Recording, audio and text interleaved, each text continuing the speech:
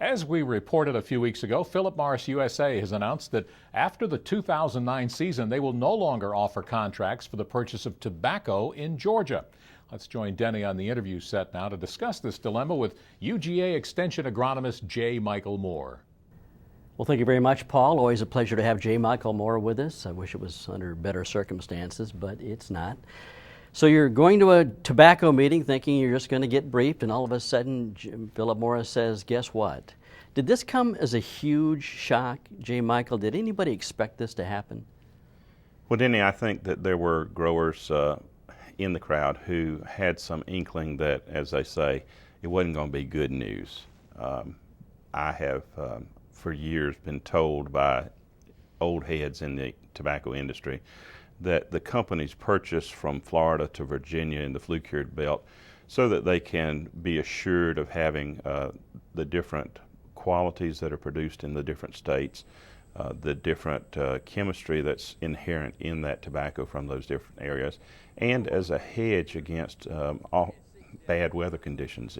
Something like a hurricane in North Carolina could take out a good portion of the later portion of the stalk, and they'd have to then blend more Georgia tobacco in to make up for that. Obviously, those things that we've been told for years and years must not be as true as they used to be.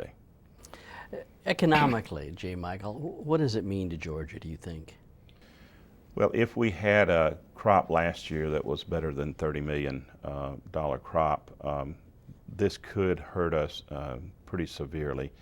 I won't give firm, fast numbers because I don't think that this is exactly over and done with. It's not as simple as saying that now that close to half of our growers that may have been contracting with Philip Morris USA don't have that opportunity to sign a new one-year contract with them as of this coming year, that they're totally out, because I don't believe that they are. I don't believe that's finished and over and done with. I do believe that they will continue to produce tobacco to some extent, that there will be some opportunities that will arise, and I don't think that we can quite see the end of that tunnel at this point. Well, there are 3 other buyers that purchase tobacco from Georgia. Do you foresee them following suit at all? No, I don't. In fact, we're hearing assurances from a couple of them already that we're here to stay. We need to buy Georgia, Florida tobacco. We intend to maintain our operations. But we also know that the tobacco industry is going through a transition period for several reasons now, and that a couple of things will have influence in the coming year that may tend to further decrease consumption and therefore demand for Georgia tobacco as well as tobacco from other areas. So there is a possibility that smaller companies may come in and give some relief? Well, there's a possibility that those 3 existing companies may further decrease their contracts because of the federal excise tax that was put in place this past season.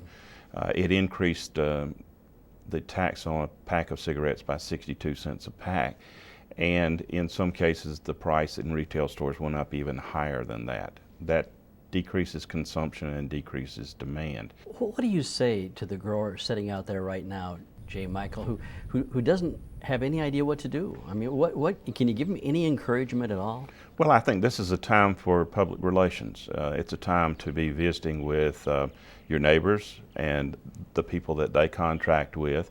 It's a time to be reaching out to old friends in the industry who now work for different companies and to find out what the possibilities are for contracts with alternate companies. We could potentially see other leaf dealers coming into Georgia and purchasing small amounts of the crop. One of the biggest pieces of news recently was that JTI, the Japanese tobacco industry, had struck a deal with a leaf dealer, Hale & Cotton, and Hale & Cotton will be buying for JTI rather than some of the other leaf dealers that they had previously contracted with. It would be very welcome if they would bring a receiving station to Georgia and buy Georgia tobacco as a part of that 40 to 100 million pounds that they may be buying this coming year. Okay, well, we'll of course follow this story, and anything that we can do to help, be sure to let us know. J. Michael Moore, always a pleasure to have you with us. Nice to be with you. Paul, we'll send it back to you. Thanks, Denny and J. Michael.